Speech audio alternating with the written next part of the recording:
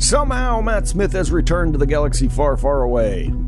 Given this is not the first time we've discussed Matt Smith in a Star War, we bring back some old theories for legacy characters he could be connected to, and then explore some new ideas for roles he could inhabit that wouldn't upset fans who want all new characters. We hope you enjoy and feel free to share your theories in the comments below. Let's go!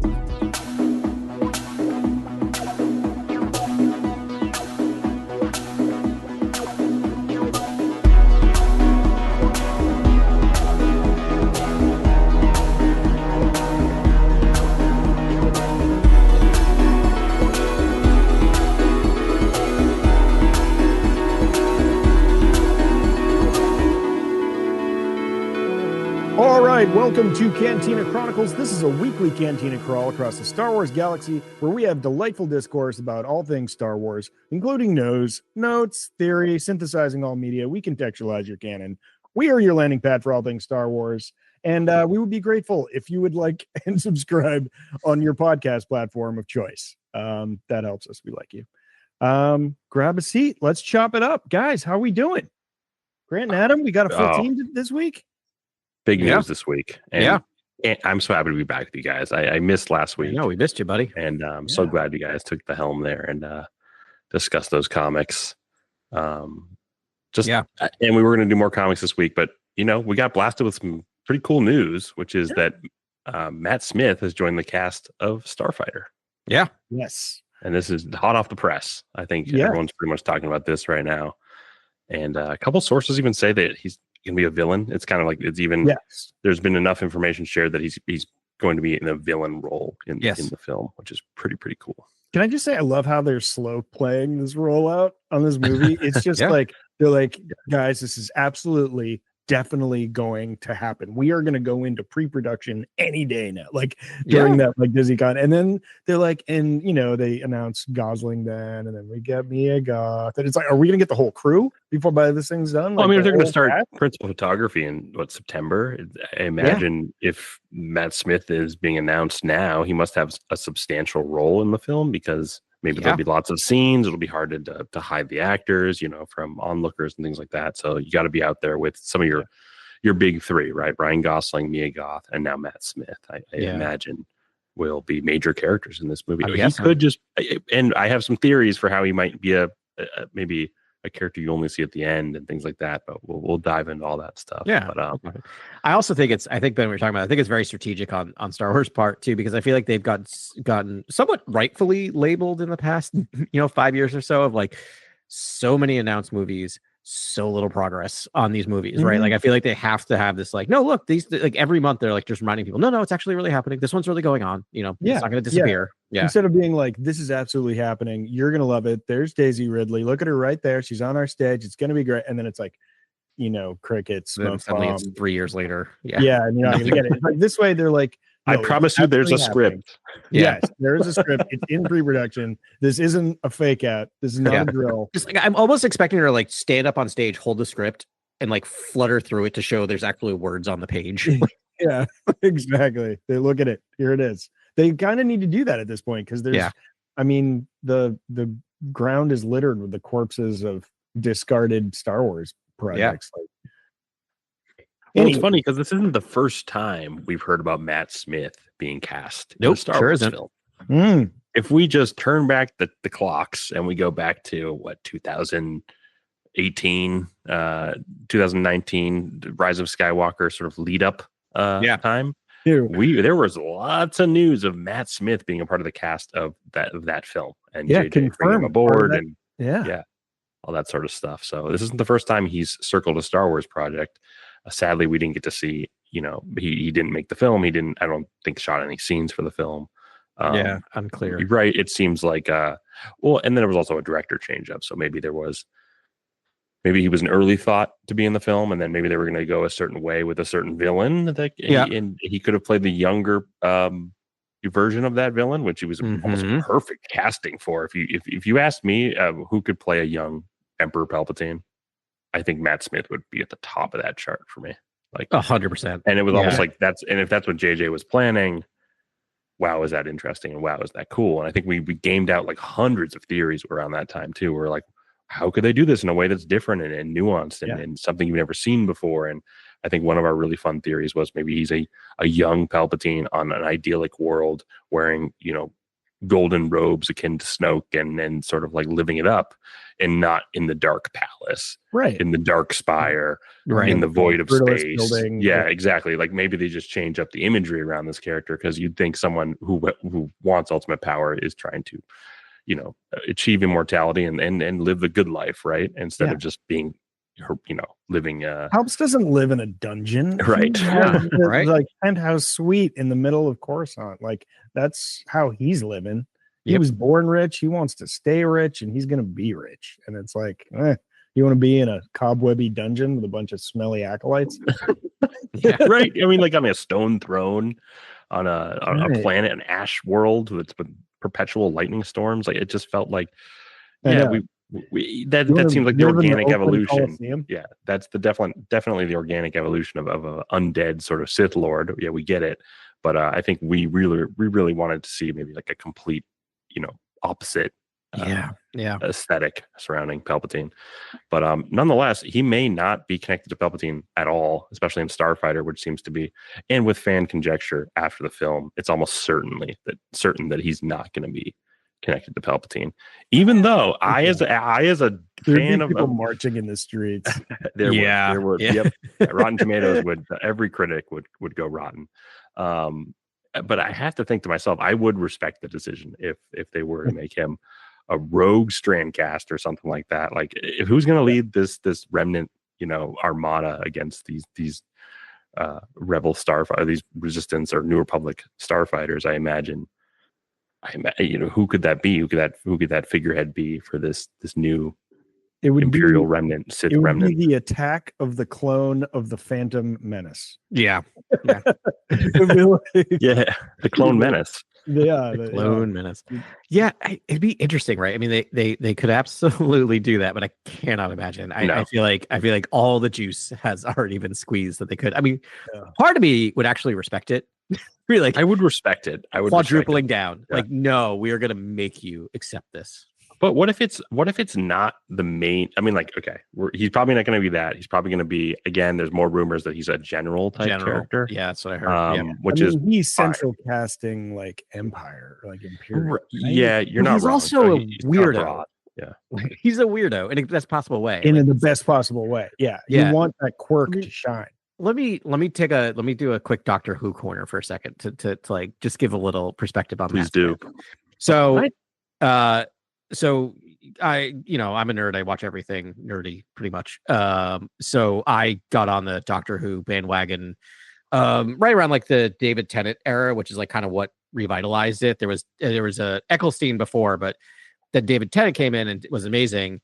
And then he left, and one of the most emotional like moments in Doctor Who history, like everyone was blown away. Like I shed tears. Like it was an amazing goodbye. But at the end of everything is you have to have a new doctor. And at the internet at that point was just like, I do not envy the next person to have to take it on. And it was Smith. It was Matt Smith had to take it on. Lambasted on the internet when he was announced because he's young. Like they didn't like how young he was and how looked long ago and all this stuff. That was like 2015, I think. So like, I think it was around 2015. It was about 10 years ago.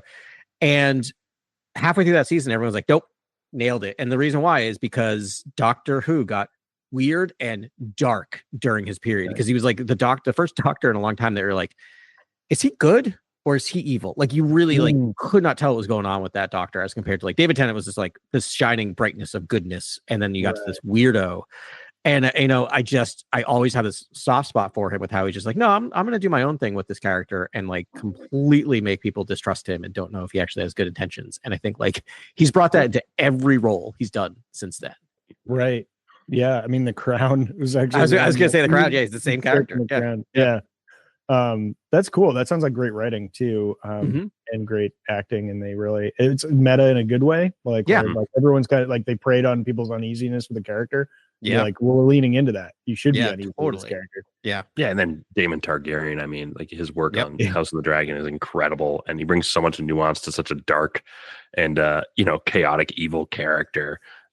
and it sort of really brings him to life in a fun way, in that like you sympathize with him at times, and then you're like, this is the worst this is the worst person in Westeros, and then you sympathize, and you're this is the worst person in Westeros, and he really does a great job with that character. And but I doubt we'll be sympathizing with him in this movie. I'm gotta think he's going to be the big bad and just be truly lawful evil, sort of probably just trying to push the Palpatine's agenda, or start a new agenda, right, for whatever's remaining of the Sith Armada. I mean, let's just think about it for a second. Like, I mean, if it's not my favorite scenario where they're still mopping up after Rise of Skywalker, and like then they're just going to be like, it's just more of the same. We're not introducing a new big bad. Yeah, it would be the Final Order remnants, right? Like whoever it would be. Yes. So he would be like an Allegiant general, right? He would get that title that almost Pride had, right? And have that almost kimono looking garb, right? That like the costuming has shifted a little slightly with which is cool. It's, I mean, actually the Final Order designs were really cool. It was that was totally cool stuff, and the tie daggers and stuff, they were great. Cool stuff.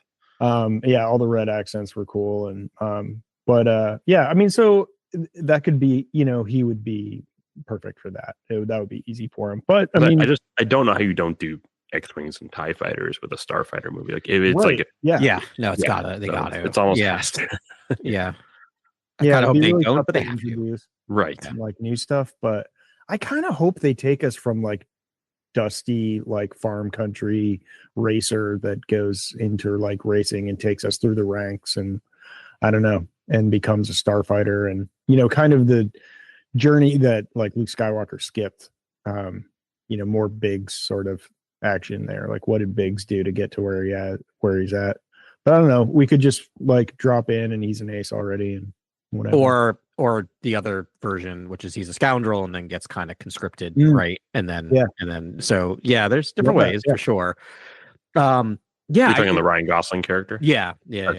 Or is that what you're talking about, Ben? You're talking about I'm talking about Gosling. Yeah, me too. Because I assume he's going to be the main character. I hope we see a ton of Matt Smith. Like you can't show too much Matt Smith to me. I mean, I want him to just declare himself emperor. Like, I just want him to do that at the beginning and just be like, who is this insane? Like, I want him to just be insane, right? Like, just a madman, like not calculating, like Palpatine, right? Just murdering people left and right. Like, just basically, I want him to be Vladimir Putin in space, like immediately. Like, I'm just like holding everyone at fear, and then I mean, anyone want to take shots at like who Mia Goth's gonna play? I mean, like if you have someone running an empire, right? You have to have a dark side character. I feel like you have to have your second in command to like. We're almost always wrong with these predictions. So don't listen to us, because it's probably going to end up at the complete opposite of what we say. Thinking out loud, but I mean, we're just talking low hanging fruit. But I'm thinking she's the foil. She's the ace pilot foil, essentially. Like, she's the one on Ryan Gosling's tail, firing laser bolts at his ship. Like she's chasing him down. She's getting in dogfights with him. I just feel like she's the ace pilot. Could be totally wrong. She could be almost like a mystical Sith character or something, completely the other side, which is she also fits that perfectly, right? Like, she could totally nail that. Did you see her in like gray rags, just like strapped around her with like a red lightsaber? Like, she'd be awesome. My only thing about Matt Smith being like a broad Imperial character is like, there's not a lot of lore weight behind that. It's just like, he's just coming in to fulfill Imperial general character. And to me, it's like, it's why my argument for like rogue Strandcast, which for listeners, Strandcast is a clone, basically.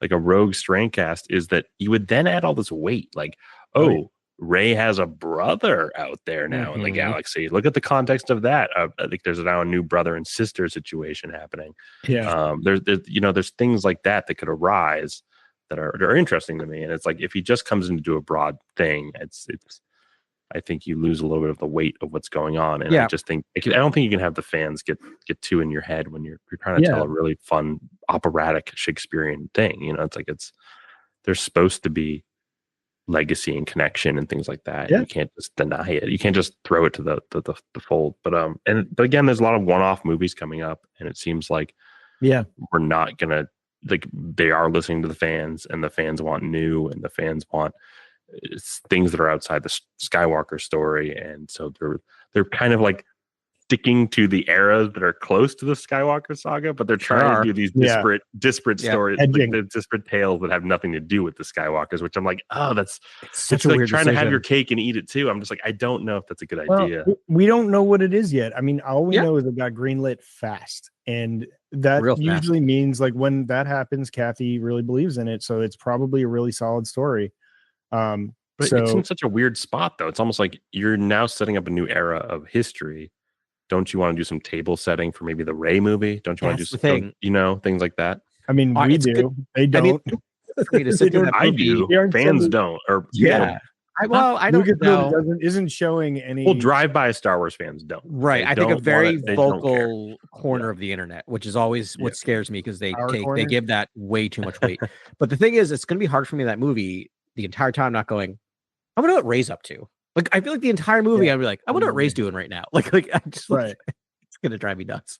So to go down this path a little more as Matt Smith playing young Palpatine, I don't know. It just always made sense to me that if Palpatine was going to put his soul into a new body, then like, why wouldn't it be Palpatine in his prime?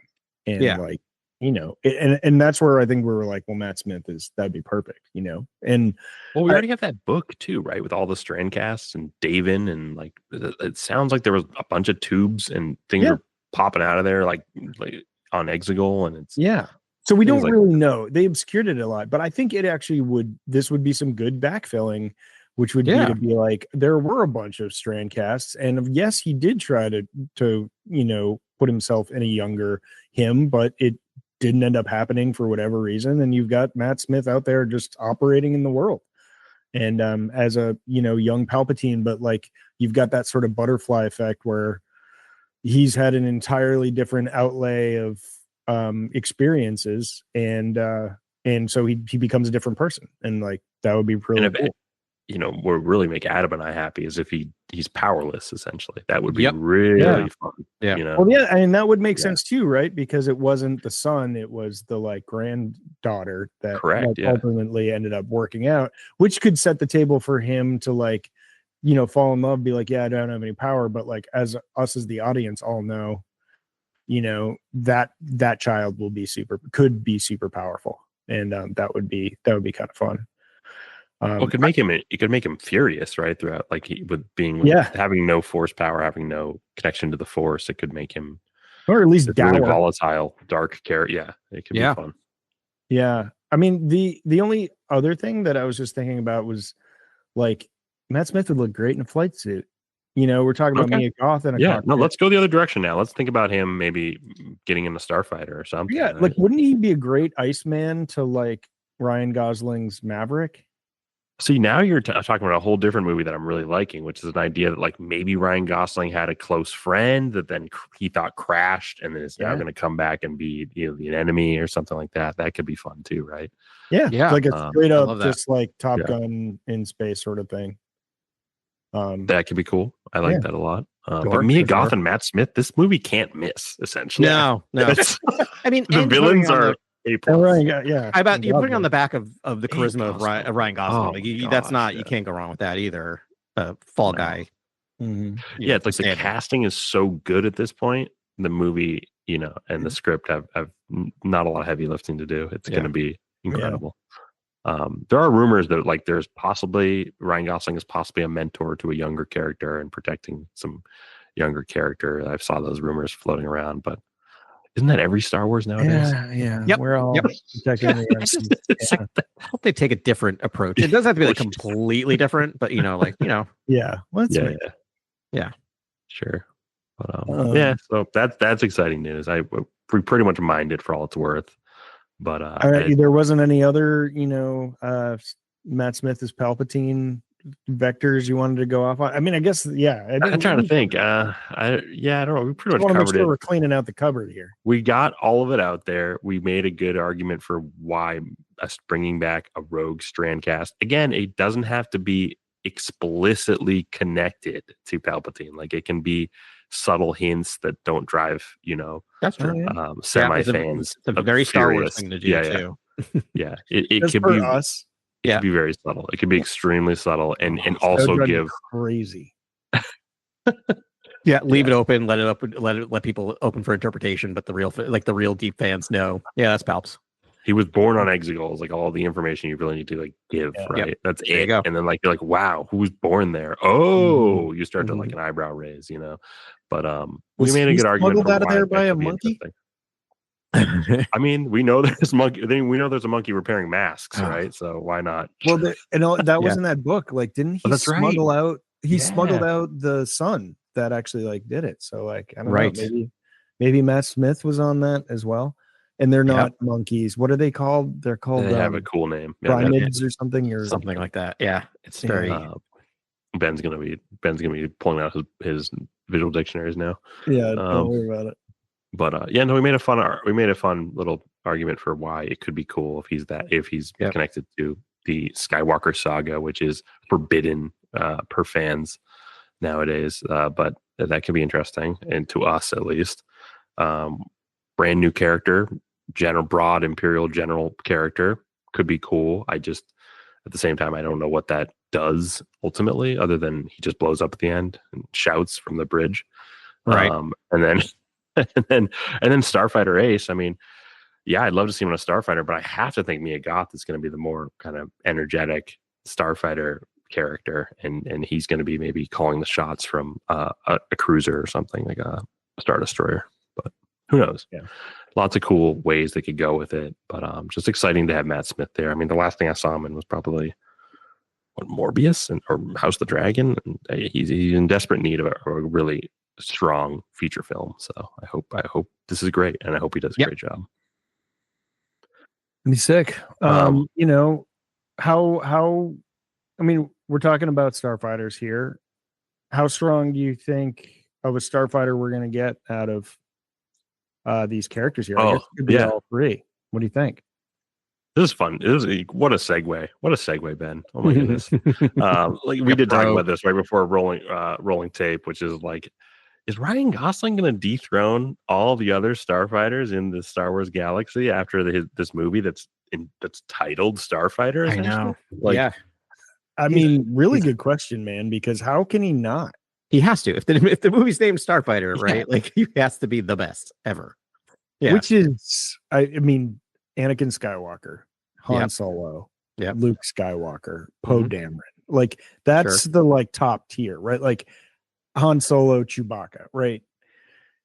I don't know how you get better than that. I mean, I guess you do. Right. I mean, here's the real cynical, or maybe not cynical, but very my take on it is, it's true. It also, because of technology and the way filmmaking is right now, it's kind of easier to show him being a better ace pilot. You know what I mean? In terms of compared to what they were able to do with Luke and Han in the original trilogy. And I mean, I guess you have the beginning of episode 3, right? With Anakin, that's probably the best example of his fighter prowess, right? Starfighter prowess. Yeah, I mean, the pod race was pretty elite as well, but not technically a starfighter. What about him just smashing buttons a starfighter in an N1? That's true. He did have the N1. I forgot. Still the best pilot out there. Pod racing. Yeah. Sorry. Yeah. A barrel roll. Let's try that. Let's try that. Yeah, that's a good trick. I'm thinking about the scene on Takodana where Finn looks up at the sky, points, and yells. Yeah, there you go. A great pilot, and he's not wrong. When you're actually watching that flight path, it's ridiculous, and to see it from the ground is. I mean, and he flies into Starkiller Base, flies out. You know what I mean? He's got some moments. I mean, let's not forget Wedge, right? We got Wedge also flying an X-wing into the middle of a Death Star. Yeah, Lando, don't leave Lando out either. I mean, they're lower that's tier. 9 nub and Lando. Yeah, I agree. I think they're a little under. Nine nub. Actually, I was just thinking. I think Chewbacca is actually the good pilot, and Han is just lucky. And I mean, if the Last Jedi did something, it showed that Chewbacca doesn't need Han at all. He doesn't need him at all. They also don't do. Just give him some screaming porgs. That's all he needs. Yeah. No, if you think about it, Han's big move with the Millennium Falcon is hide. Right. He hides against. Yeah, are we sure Han's an Exegorth pilot? He hides in Exegorth. He hides on the back of a Star Destroyer. He hides in the sun. Like that's all his move is. Like I hide, and he crash lands a lot. Yep. Yeah, very much like Harrison Ford. I mean, yeah, he did a pretty good job in the Solo movie. But that's true. Yeah, but like, Chewbacca is ridiculous. That scene on Crate was like so cool. That was actually one of my favorite sequences. Yeah, that's great. I forgot about that, flying through the planet. Yeah, like the red crystals. I wonder what they can do in terms of starfighter action scenes that they can show us like something about this Gosling pilot that we haven't seen before. I mean, getting through a small space, that's kind of Han's thing. Shooting down 100 ties in a row is kind of a Poe thing. Yeah. What can they do with this Gosling character that like really could show us this is the best of the best? Maybe just kind of like acrobatic movements in the sky, things like that. Maybe it's an underdog story. Like maybe he's like low powered, and it's just like he's just trying to stay alive out there. Yeah, but it's like his POV. Maybe I think what you do is, because it's going to be focused. I mean, part of it is it's already got an advantage because it's focused on starfighting. So like basically, I think he doesn't do maybe anything original, but he does all of it in one movie. Yeah. Like I think just by the sake of seeing all of these tricks in one movie by one person. Yeah, he's never gonna. Do we think he's gonna have the Force, or do you think he'll trust his instincts ever? And there might be like a will of the get rid of the targeting computer, like raise the targeting computer up. That can't happen. I don't think it's gonna happen. Yeah. I could totally, though, with this postmodern jokey world we live in, I could totally see him doing that because he knew a pilot that did that once and it missing. Yeah, I can totally see them making that joke. Oh my god, yeah. I liked the sort of aftermarket thrusters that Poe had in The Last Jedi in the beginning of the film. I thought that was really cool. Like, I wonder if we'll see any new kind of add-ons to his starfighter and things like that. And then I wonder if Jonathan Tropper, the writer, read the Alphabet Squadron books, because there's so much cool stuff in there. In terms of how they all modded out their ships and Yeah, that's the stuff I really like. It's like it's a B-wing, but I made some modifications and like that stuff is grimy and fun. If you're really trying to lean into the, grease monkey sort of aspect of flying, which I think would be kind of fun to do as well. So when you listed your top pilots, you said Anakin first. Yeah, and I mean it's really Anakin / Darth Vader. They're the same person, and they both fly like MFers. So yeah, you didn't put Kylo on that list. No, you're Kylo a little bit.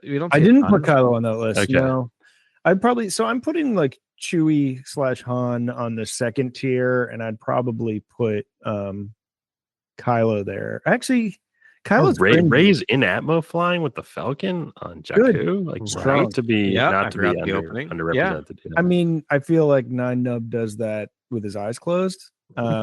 We all know you're partial to Nine Nub. And a Bantha smoothie in one hand, but like but she also did the first time she ever flew a starship.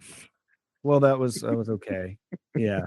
I would love if Starfighter took a little more of a comedic turn, and it's sort of like Nine Nub is Gosling's mentor. I would love that. That would be for us. Oh, and he's just distraught because Nine Nub passed away. What? There's a picture of him, like he just taps it every once in a while. Oh, I can totally see them doing that too. Yeah, of just all the fallen. Good. Yeah. I'll never forget when Nine Nub said, "Quack, quack, quack, quack, quack." No, that's the scene. The scene is a flashback to him just eating with Nine Nub and Nine Nub laughing at his joke, and then that's it. And then Ryan Gosling's just looking at him with like a teary eye because he loves Nine Nub. Now I'll be shocked if we don't get a. That would be straight Deadpool. It's like that's what if we get that joke. It would be funny as heck though. So to take it a little bit out of Star Wars for a second, we live in a real weird place because like we talked about kind of the connection possibly with like Top Gun Maverick and kind of how that's the new big thing. And F1 was basically Top Gun with race cars. Like that's kind of what we're doing. But like the thing I love about Top Gun Maverick is it's just a New Hope. The end of that movie is a New Hope. It literally ends on a trench run. He does a trench run almost identical. So I don't need a trench run in this movie.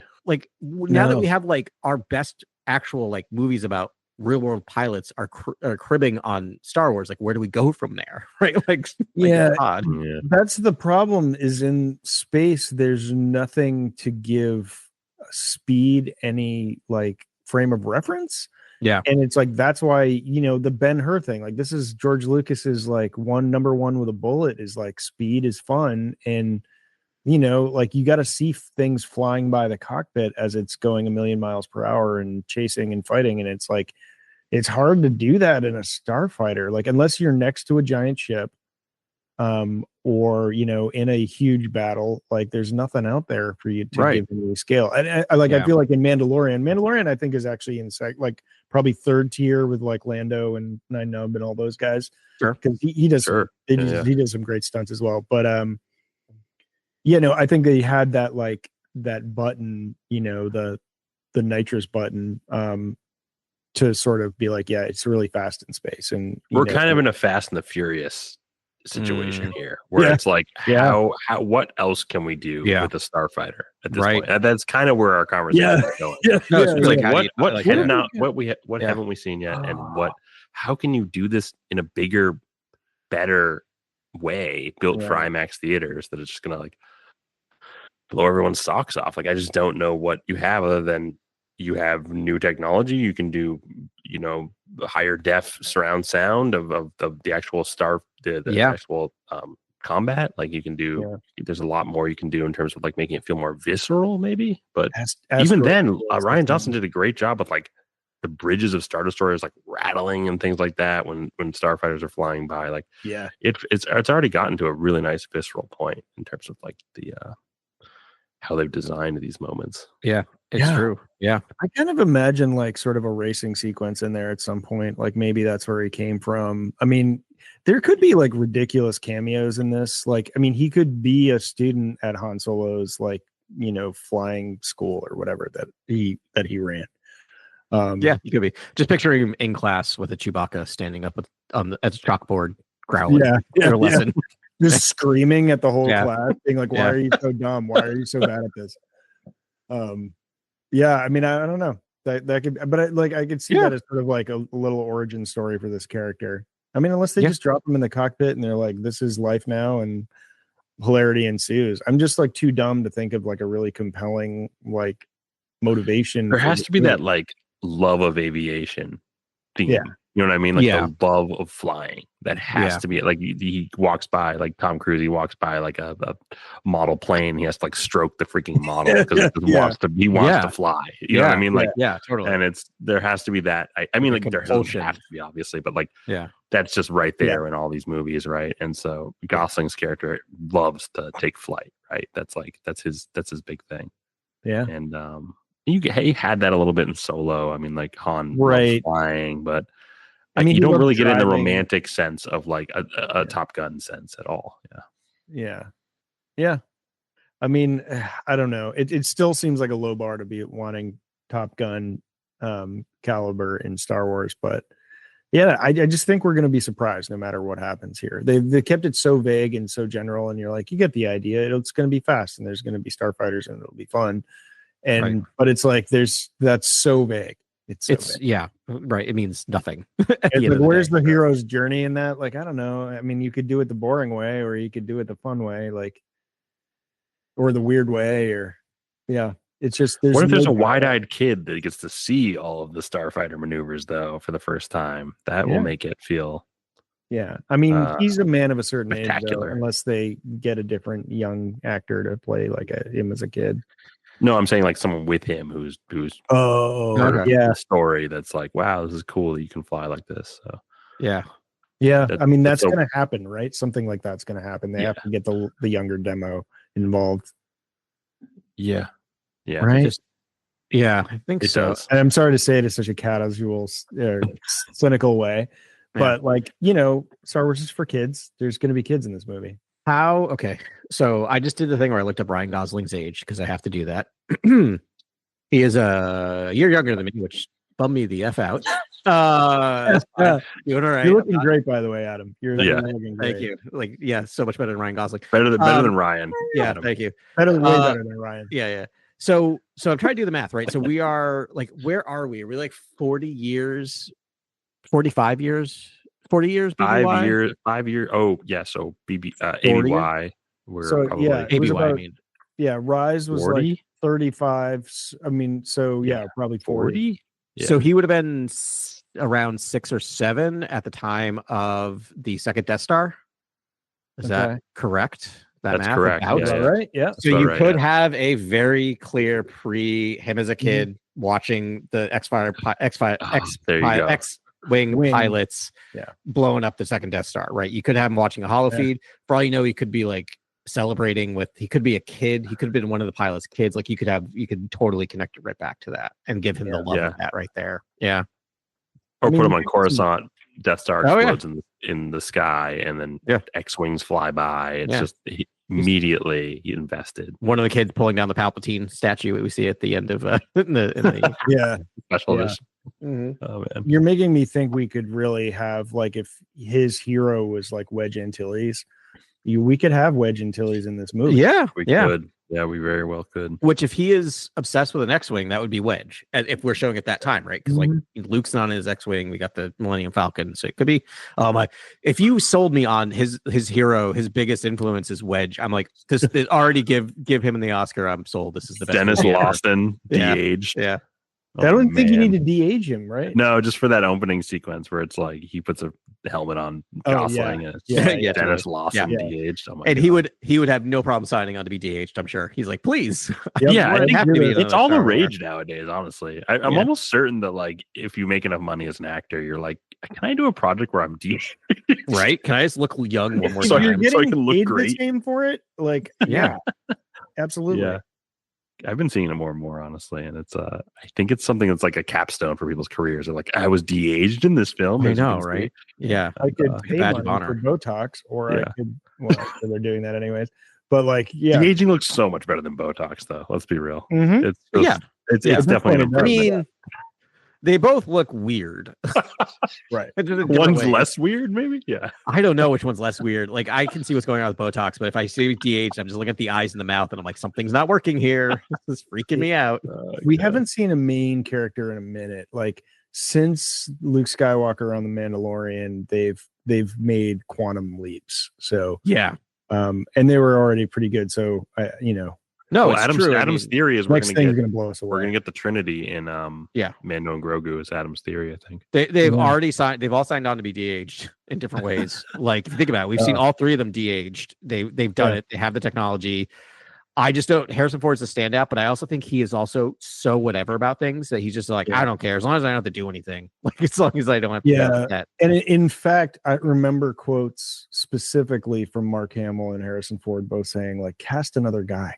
Like, just cast another guy. Could you bring in Ehrenreich to do de-aged Harrison? Oh, yeah. Interesting. Maybe. And could you bring in? I would want that. I'd rather that than a de-aged. Yeah, he's got the physicality. Or I just love that character. I don't know. He's just got a warm spot in my heart. I also like that actor. I liked him on Ironheart quite a bit. Yeah. I like. You bring in Carrie Fisher's daughter for de-aged Carrie Fisher, and then Mark. I think Mark already has a guy that he worked with. Has a guy. Are we kidding me? We have the thing. It's ready to go. I think that's what he said. He's like, just hire that dude. It's fine. Like, it's like that's the so one Harrison. thing. If I had to be like, why one? Like, this is the thing I'm betting all my money on. I'm guessing is we are getting the three of them in Mando. I feel like they want to get people. I mean, think about the weird to have them, and they're all like Shelbyville doppelgangers. Yes. It'll look like you're like it would be kind of, it'll look like a weird dodgy theme park ride. And here comes Harrison Ford, and like it's all then or here comes Han Solo, and it's like it's all Iraq. And you'd be like, okay, and you're like, individually, but it's like, it would look like they were cosplaying a little bit. I know the cracks might show. Well, wouldn't the Gosling character know Poe Dameron essentially? Yeah, I would think so. Like, So is Oscar Isaac going to appear in this movie? Possibly, maybe. I mean, I think it's makes sense for him to be in it. I think it's I bought all the Oscar Isaac stock a long time ago. I think I've been watching a lot of films recently, and he's been in them, and I've just been like, has he ever like put in a bad performance? Because they're all good. Like everything he's done is great. Apocalypse. Okay, X-Men Apocalypse. Good call. But not his faults. But I agree. Anything else? We all actually, he's the best part of X-Men Apocalypse. I'll say that. It's true. That is damning with faint praise. But yeah, it's I true. know you could say James McAvoy is probably the best part of that, but I don't know. I don't know if there's anything good about that movie. I liked it. I watched it in the past. Ben, you gotta stop, man. I had a great Something has to be bad. Ben, you can't Ben, at some Things are point bad, it's something okay. has to be not good. Oh, there's plenty of bad stuff. I'm just saying, like, when the bar's low enough, I'm just like, yeah, I saw an X-Men movie. It was sweet. It was kind of fun. I mean, it does have a Quicksilver segment in it, so that's great. That's always a good for 5 minutes. Yeah, that's good time. I don't care. I'm like, ooh, Wolverine's claws shiny. Like that's how high the bar is for me on a X-Men movie. Yeah. I really don't. I think what Oscar Isaac is doing in X-Men Apocalypse is like the best sort of camp you can. Yeah, I mean, he has a take, that's for sure. He's doing something. He's made decisions, which I appreciate. Yeah, I'm just saying, and certainly with Oscar Isaac, it's like he's a treasure. Just like the more you can use him, the better. And it'd be fun to see someone else write and direct him and see. That's actually a fascinating point you bring up. Like, just we now have the Gilroy lens as Star Wars fans. We now look at all the characters we see in everything, and we're like, what if Tony Gilroy did like a prestige, like Poe Dameron thing? Like, would it be? It would be incredible because you already have Oscar Isaac. You have one of the greatest actors of our time, and with Gilroy's dialogue coming out, it could be so good. Actually, Isaac needs that. I still feel like he's got another gear, and it's just like he's done a lot of great movies, but I agree. Like, he still hasn't made his best movie yet. There's another gear to Poe Dameron. Yeah, for sure. Yeah. I mean, as closest as the Coen Brothers. Why can't I think of it's called? Inside Llewyn Davis. Inside Llewyn Davis. Yeah, it's probably the closest. And that was just like a little teaser of what was to come. Yeah, it's before we really knew. Yeah, and I don't know. He's got another gear. That dude he needs something he can sing his teeth into, and I would love it to be Star Wars because I love. He hasn't. I don't think he's shown up at any of the conventions or like panels. No. He's obviously got a million movies he's juggling, but like he's done it. But when he talks, when he's questioning, talks about it, it seems like he had a good time. Like he seems the one that walked away with like the least issues surrounding it. It was just like, yeah, it's fun. I'd do it again probably if they offer me money. Like he also just seems game.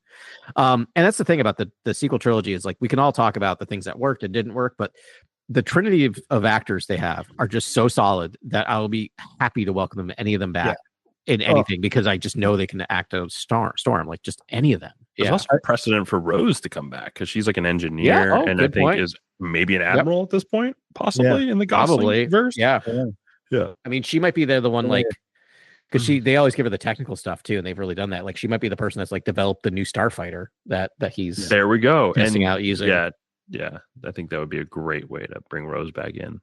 I love that we're sort of organically going to like possible cameos now because we're running through them all. Possible cameo corner. I mean, I don't even know if it's possible, but I mean, like someone who's alive then is Finn. I mean, we're going through like this is what the writers' room. I mean, this is what the Jonathan Tropper and the Lucasfilm story people like. This is what they did right on in a room together. They were like, you know what, this person's still around and they're related. What about this person?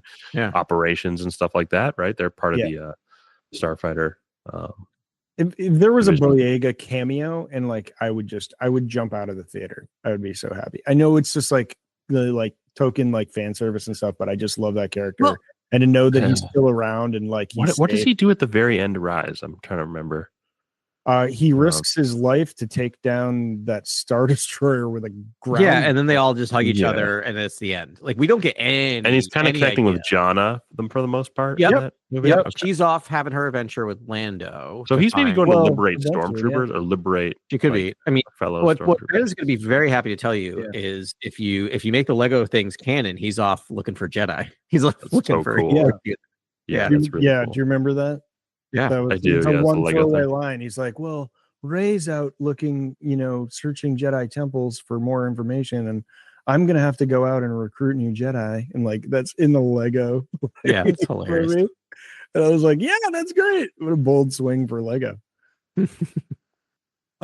We should cover the Lego parallel universe. When it's done, it's still rebuild the galaxy or rebuild the galaxy. Yeah. totally. I actually know it is done. That one's done. There's a new one coming. There's always new ones, but I don't know if the new one, next one's a series or because that one was like a series, right? It had a few episodes. Yeah, I'd be game. 4-episode thing. Yeah, I always enjoy those. It just fell off my radar for whatever reason. So yeah, put it on the list. Who doesn't love a good what if? It's pretty cool. Yeah, and by put it on the list, I'm going to put it on the list. Put it on the list. What do we have coming up next? Should we talk about like upcoming Star Wars? Sure. Like, what are we? Is Visions the next animated thing that's coming? I think that's before. Yeah. Is that going to be? That's going to be before the Darth Maul, right? I believe so. It's Visions, and then it's Shadow Lord, and then it's Mando and Grogu, and then it's Starfighter. Is that right? I believe Ahsoka's in there somewhere. Yep. Yeah. I'm not sure. Yeah, we were talking. And then this Taika project is being.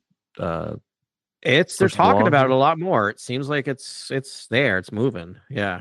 Yeah. So what's coming out this winter then? Is it just Maul? I thought there was another thing that was going to drop, but we're entering a barren patch here. Yeah, it's going to be all books and movies. I mean, books and comics. Yeah. Books and comics. Yeah. That's too bad. I'm already starting to shake a little bit. I'm finishing up my rewatch of Acolyte tonight.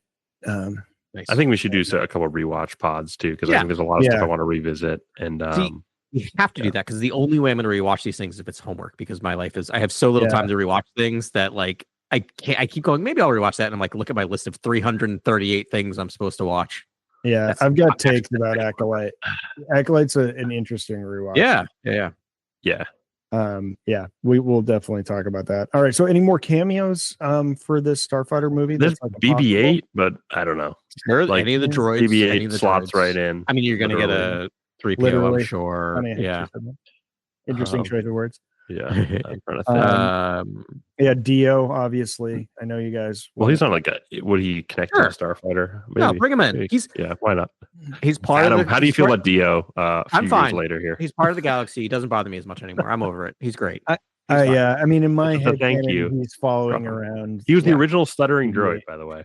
Yep. B2 Emo is the second stuttering. I mean, that's part of it. Is like if you just anything with Star Wars is if I watch it enough and you put in enough stuff, I'll eventually go, all right, cool. Like Dio, I've been exposed enough that I'm like, that doesn't bother me anymore. Where you know what I want? You know how they did like biomes and they did the Lost Cat fire log? I almost want like K2SO just sitting in a room for like an hour. Yes. What do you want him doing? Like playing solitaire? Honestly, not much. Yeah. What is he listening to on the? I think he's waiting in a cockpit, right? Isn't that what Andor constantly has him just like doing? Sitting in the cockpit, like waiting. Yeah. Is he dead still? That would be so terrifying. He's dead still for like 20 minutes, and then he says like one thing, and then like, I wonder what Cassian is. Yeah. He should be here any minute now. This is a total not sequitur, but you mentioned biomes, and I want to mention something we didn't talk about because it's not worth covering. Is they did release ride-throughs of That's right. The Rise of the Resistance. You can watch on Disney Plus. It is so boring because, and this is a person who I watch ride-throughs sometimes with my kid, but the ones you watch on YouTube are better than the ones that are sanctioned by Disney because the ones on YouTube are shot with people on the ride. So you hear people reacting and screaming. Yeah. They just put a camera in it, ran it with no one in there, and it is the most like sterile thing I've ever seen. Like I watched like 3 of them, and my daughter's like, "Can we watch the one on YouTube, or can we watch the other one?" I'm like, "Yes, this is boring." Thank you for your taste. Yeah, I have pretty good vision, and I took off I didn't wear glasses for that ride, and oh geez, well, it's like. I would wear them for rides and movies and things like that, but like I took them off for that ride because I really knew the animatronics weren't going to be exactly 1-to-1 with the, and I had like the most immersive experience ever. Like I felt like it was just such a fun ride. I loved that ride. Ben is also the luckiest person because that's the 5th time I've ridden that ride is with you, Ben, and it's the only time we've ever run it on complete A mode where every single thing was working. Like literally every single component was working. Like I've never seen that before. So you really lucked out, Ben. Like you saw it at its best. Yeah. I mean, I guess so. It's not going to be a spoil. Well, I don't want to spoil it for people. There's a ride. I had a friend that was like, Ben, just like go on this ride. Yeah, it's amazing. It's an experience. And no one told me anything about it. And I just had the time of my life. And there were certain moments where I was like, all of my Star Wars ness that needed to be immersed was just like I was tingling and happy in a way. So I'm not gonna like when you watch the ride throughs on Disney Plus, you're not feeling the gust of force energy that Kylo is like exerting on you, and he's like throwing your cart around and stuff. Yeah, it is. I get goosebumps on that ride at certain moments. Like it just feels like you're in the midst of it. They did such a good job, and it's like it did the thing that the rest of Galaxy's Edge doesn't do, where you actually feel. I mean, it's a ride, so it's different, but it feels immersive. Like you feel like you're there. Like you literally start to like. I was trying to, it's clearly like I don't want to deconstruct how they do everything on the ride because part of it's just please, Bailey, I love that. But like the blaster bolts, like shooting the walls and stuff. It's obviously like projections, but it's like, it's so good. Like I feel like it's like really, even smoke good. And stuff. Like I mean, there's really a lightsaber effect that's just bonkers. It's the lightsaber effect is crazy. They had me at the hangar, man. Like the hangar. It's like. I was like, do you just mean? I'm sorry. Do you mean the line? The docking bay. Oh, yeah, it was a line. The line is the best part. Not the best part. That's not even the ride. No, that's not the ride. You start out get yelled at by like the employees first, and then you start out on a transport ship, looking at like a Bon Calamarian, right? I think looking out like windows, and you're like, everyone's like, "This is amazing," and I'm like, "Guys, this is the line. Like, you're not even in the ride yet. This is just wasting time." So it's so great. It's just one of the best line management systems I've ever seen in a ride before. It's brilliant. Really, really good stuff. The Ray that you see in the beginning is incredible too. That's the moment I get choked up, and I don't know why. I'm like, I should not. This is dumb, but I get choked up where it's just like Ray's telling me I need to do something. Right there, That's the real magic of the actors and all the filmmakers together. Because it's like I'm in just awestruck by Ray. That's the other thing. Ray is one of the best Jedi aspects of Star Wars. Yeah, and you stand next to even a projection of her, you're just like. Well, Daisy Ridley will not give a half-assed performance of Rey. Like she performs the heck out of that. If you go on like the Guardians of the Galaxy's ride, which is like one of the best rides, their performance is laughable. You could see like all of them going like, "I have to do this." It's contractually obligated, except for the one person to get out of it is Bradley Cooper. Does not do the voice of Rocket on that ride. So somehow Bradley Cooper's like, "Nope, not doing it." But everyone else is just like they clearly like locked him in a room for a day. I was just like, "You have to do this." I'll seem miserable, but I also like the episode 8, like the storm gray robes that she wears in that episode. I really like that. Yeah, me too. Yeah, that's a great costume. Yeah. Yep. I've been diving back into Battlefront 2, and so now I'm like, nice. That's no one plays them. It's the toughest rounds to get are the sequel trilogy ones, but they're the best. They're the best boards, man. They're so fun. Like Crate, is amazing. Battlefield, there's so many great and so I'm like, there's a million Rey fits. You can even get her with the gold saber if you want and all that. But the grays are. She had great costume design, sick costume design. All right, so let's put a bow on this. Any more cameos for Starfighter that you can think of? I mean, we've already covered like the big three, the second big three. Yeah. I guess. I mean, Hera Syndulla. Hera is shown to be the kind of like a general or supreme admiral of like the entirety of what is like the fleet, right? I imagine. She was definitely out there. She might have been actually in the Ghost. Someone was in the Ghost during the Battle of Exegol. That's right. I can't imagine Dave Filoni signing off on any of his characters showing up on this thing with how closely he holds them. I really would hate it if they were, because I like when characters get passed back and forth. I think they get better. Yeah. I don't know. I'm trying to think. There's probably somewhere missing here, and there's probably people at home or in their cars just screaming. I'm sure. Screaming about it from Jason on work. But the other thing I was gonna say is like this is a brilliant move, like financially, because like right now IMAX is like the big thing in movies right now. Like it's wild how much that stuff's selling out. I mean, they're already selling tickets to the Odyssey, which is a year from now. Like that's why Dune Part 3 is not going to move and get away from Avengers, because I think Villeneuve is confident he's going to put together a better IMAX experience. Yeah, it will win because of that. Yeah, because of the IMAX. So if they're going to put this thing on IMAX, they're like, it's a guaranteed success. Like just anything you put in IMAX nowadays. Yeah, that hire Hans Zimmer again, and you're good. Dune Part. I can't wait for that movie. Oh my god, Dune's Oh, I love Dune Messiah. Was my favorite book out of all the books. No, not calling even though it's like the most varied in terms of reader opinion.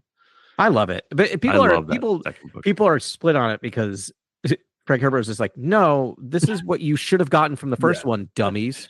Yeah. So the dummies who didn't get it are annoyed. That second book is incredible. But if you like the movies, you're not going to be surprised at what happens in the third. In terms of like, he made the statements much clearer in the Villeneuve, like first two Dune movies than the book. Right, it is slightly. Yeah. So it's not going to feel like such a shock when they go where they go. Right. I think in the third one. No spoilers, but it's gonna be awesome. Yeah, that'll be exciting. Yeah, right on.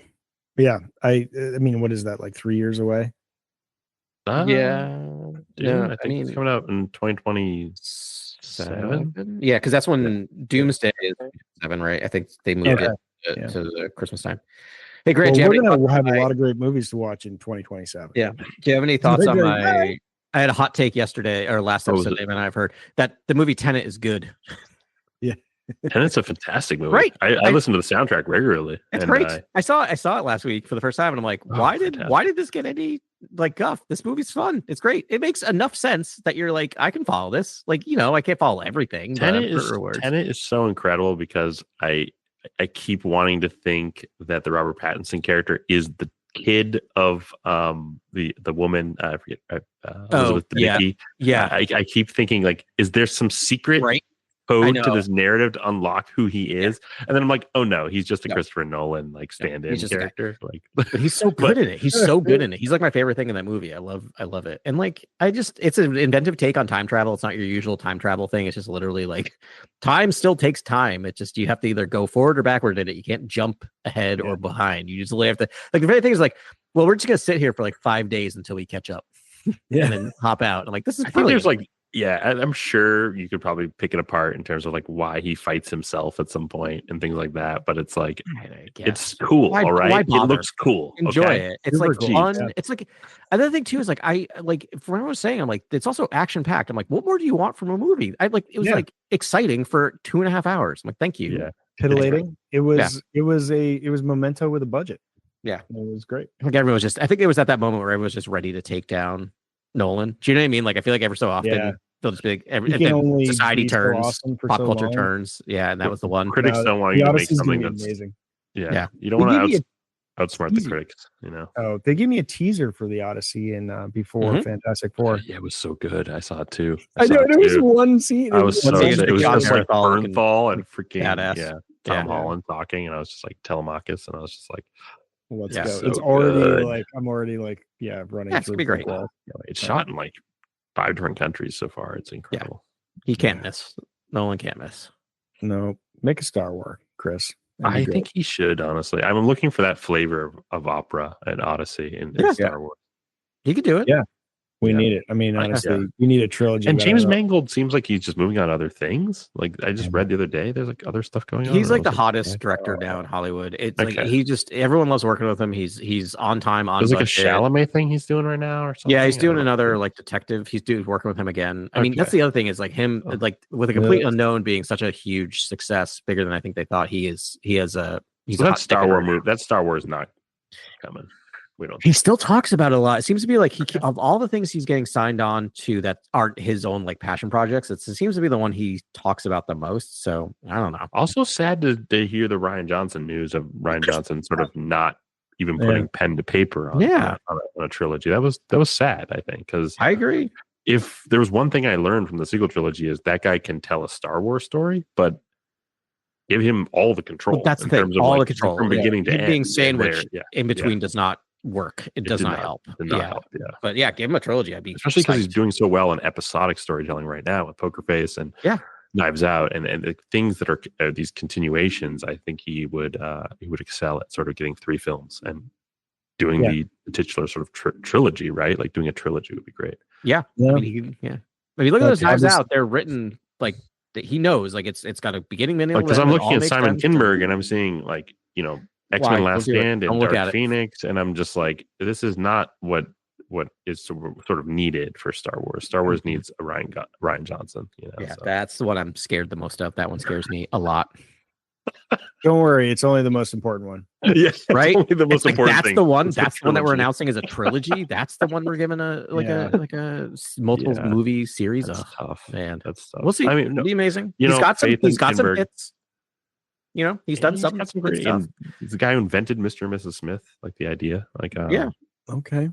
But again, the movie's fine, and then everything has to come after is like greatly improved on it. So, but maybe romance will be a bigger thing, right? Maybe like because like the Kylo Ray stuff was just like it was nothing burger. It's like, I don't know. It felt like more of a friendship than anything, which is kind of not where you want to go when it comes to connection in the Force and deeper sense of attachment. It's like maybe Kinberg can maybe do something interesting with lovers, Jedi lovers, sure, Sith Jedi relations, something.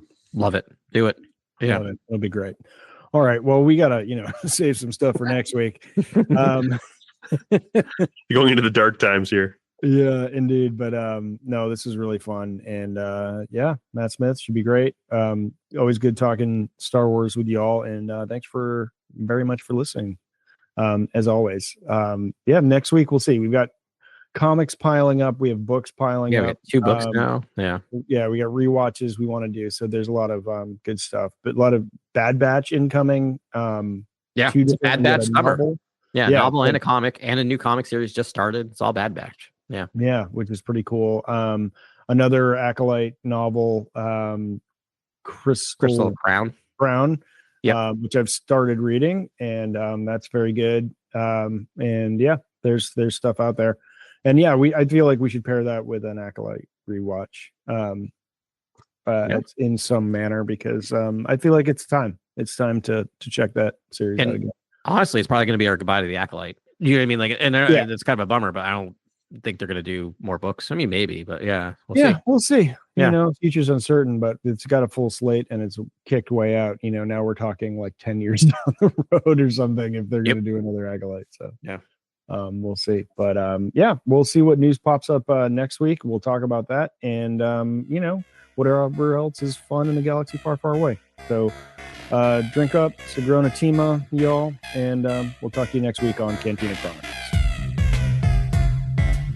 Thank you for listening to this episode of Cantina Chronicles. Please like and subscribe wherever you listen to this pod. You can reach us at Cantina Chronicles on Instagram or cantinachronicles@gmail.com.